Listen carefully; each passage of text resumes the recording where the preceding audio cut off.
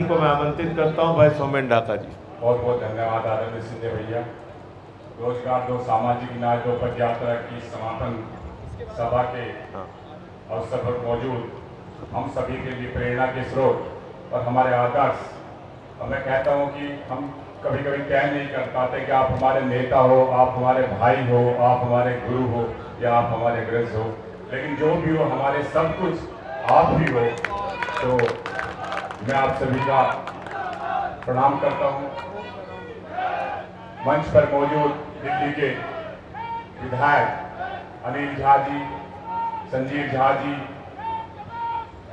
सुरेंद्र चौधरी जी, वीर सिंह धीमान जी और मेरे जितने भी प्रांत के साथी और प्रांत के जिला बैठ जाइए, आप लोग बैठ जाइए। जनपद उत्तर प्रदेश की सभी साथी हमारे किसान यूनियन के, इनका बहुत स्वागत है। जोरदार तालियां इन सबके लिए बजा दीजिए। तो तमाम साथियों को मैं प्रणाम करता हूं, नमन करता हूं। मेरे भाई विधायक जी कह रहे थे कि उन्होंने अजीब कॉम्बिनेशन आदरणीय संजय भैया में देखा है। नीचे खाओ यार। वास्तव में वो बात मैं भी कहना चाहता हूं, मेरे दिल की बात है। आपको ईमानदार लोग तो बहुत मिले होंगे, लेकिन ईमानदारी के साथ जिम्मेदार लोग और जिम्मेदारी के साथ समझदारी और समझदारी के साथ बहादुरी का यदि कॉम्बिनेशन देखना है तो उसका नाम संजय सिंह। थकान बहुत लोग कह रहे थे रास्ते में, पूछ रहे थे आपके साथ। आज मैं सुबह गांव से चला, पूछा भाई इतनी भरी गर्मी में तुम्हें ये पद यात्रा करने की क्या जरूरत थी?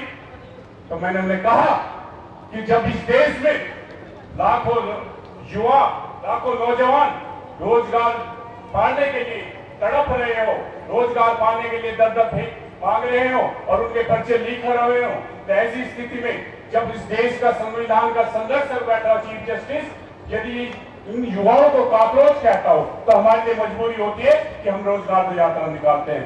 जब इस देश का किसान उसको फसलों को उचित दाम नहीं मिलता और कर्ज में डूबकर आत्महत्या करते हैं तो हमारे लिए मजबूरी होती है कि हम ये पद यात्रा निकालें। जब इस देश में अन्याय होता है किसी दलित को केवल इसलिए पेशाब पिला दिया जाता है कि वो कर्ज को नहीं उतार पा रहा, किसी दलित को घोड़ी से केवल इसलिए उतार दिया जाता है कि वो दलित है, किसी दलित को मूछ रखने के लिए इसलिए पीट दिया जाता है कि उसने मूछ को क्या नाम है? क्योंकि वो दलित है, तब हमें ये पद विमल यात्रा त्यागी, करनी पड़ती है। विमल। जब इस देश के मजदूर बेबस हो जाते हैं 2 जोन की रोटी के लिए, तब हमें ये पद यात्रा करनी पड़ती है। जब इस देश में सामाजिक अन्याय बढ़ जाता है तब हमें ये पद यात्रा करनी पड़ती है। और हम ये कहना चाहते हैं, बहुत से लोग कह रहे हैं कि 50 डिग्री टेम्परेचर था, 40 डिग्री टेम्परेचर था। वास्तव में इस देश में यदि किसी को कुछ मिला है तो संघर्ष के बिना कभी कुछ नहीं मिला। कभी रामधारी सिंह दिनकर ने कहा था कि वसुधा का नेता कौन हुआ, वसुधा का नेता कौन हुआ, भूखंड विजेता कौन हुआ, अतुलित यश करेता कौन हुआ, लव भक्त का कौन हुआ, वही जिसने न कभी आराम किया,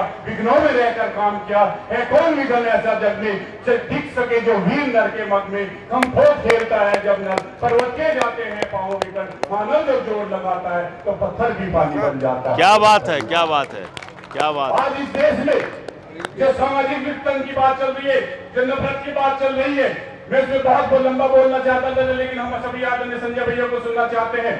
और अनिल झा जी ने मुझे स्पष्ट निर्देश दिया है कि केवल और केवल 3 मिनट आपको बोलना है। संजय भैया का बात का उल्लंघन भी कर सकता है। नहीं, आप बोलिए। लेकिन आपको इतना कहना चाहता हूँ, जो आज देश में प्रदेश में है वो नफरत की जो दीवार खड़ी करने में लगे हुए हैं, वो इस देश की बुनियाद हिलाने में लगे हुए हैं। और एक संजय भैया है जो प्रेम और सौहार्द का संदेश लेकर चले और हिंदुस्तान को हिंदुस्तान बनाने में लगे हुए। हिंदुस्तान किसी ने कहा है कि लगेगी आग तो नहीं होगा महफूज वतन किसी का, लगेगी आग तो महफूज नहीं होगा बदन किसी का, और मिलकर रहोगे तो मेरे वतन जैसा वतन नहीं होगा कहीं का। तो ये सब बात आपको कहना चाहता हूँ। आदरणीय संजय भैया, इस देश में समस्याएं इतनी है, यदि हम उसको बोलने लगे तो समय बहुत हो जाएगा, लेकिन हम सब लोग आपको सुनना चाहते हैं। मैं तो केवल आपसे यही यहाँ आश्वासन दिलाना चाहता हूँ कि डिग्री सेंटीग्रेड में चाहे 4-5 डिग्री में आप चले, चाहे 50 डिग्री में चले, आपके छोटे भाई, आपके प्रांत के तमाम जिला अध्यक्ष, प्रांत के साथी और प्रदेश के साथी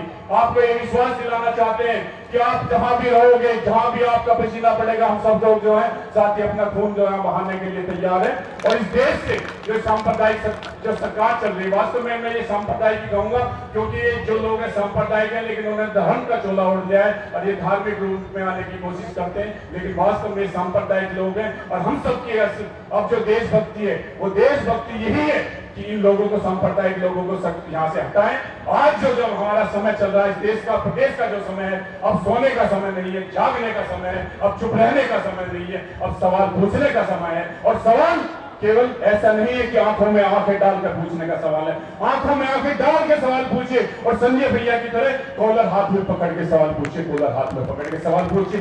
सवाल पूछिए प्रधानमंत्री से कि आज से 12 साल पहले जब आप सत्ता में आए थे 2 करोड़ रोजगार देने का वादा किया था, क्या हुआ उस रोजगार का? सवाल पूछिए अपने प्रधानमंत्री जी से कि जब आप इस देश में आए थे, जब प्रधानमंत्री के रूप में आए थे, तो आपने कहा था कि 15 लाख रुपए प्रत्येक खाते में डालूंगा, उस वादे का आपका क्या हुआ? सवाल पूछिए अपने प्रधानमंत्री से कि जब आप इस सत्ता में आए थे तो आपने वादा किया था कि देश से भ्रष्टाचार मिट जाएगा, तो वो भ्रष्टाचार क्यों नहीं मिटा? और सवाल कीजिए प्रधानमंत्री से कि जब रूस हमको सस्ता तेल दे रहा है तो अमेरिका से आप महंगा तेल क्यों खरीद रहे हैं? और सवाल कीजिए प्रधानमंत्री से, जब अमेरिका का राष्ट्रपति इस भारत माता को जिसे हम जान से ज्यादा प्यारा करते हैं, यदि वो इसे नरक भूमि बता रहा है तो आप चुप क्यों? आपको सवाल करना पड़ेगा, आपको जागना पड़ेगा, तभी जाके उठेंगे। तो दोस्तों, मैं तो यही कहना चाहूंगा कि ना समझोगे तो मिट जाओगे हिंदुस्तान वालों, तुम्हारी दास्तान बना रहेगी दास्तानों में। आप सभी लोगों को सचेत होना है, जागृत होना है और सरकारों से सवाल पूछना। तथा संजय भैया के नेतृत्व में जो भी संघर्ष की लड़ाई चल रही है, हम लोग कदम से कदम मिलाकर उसमें साथ रहेंगे। बहुत बहुत धन्यवाद। जय हिंद, जय भारत।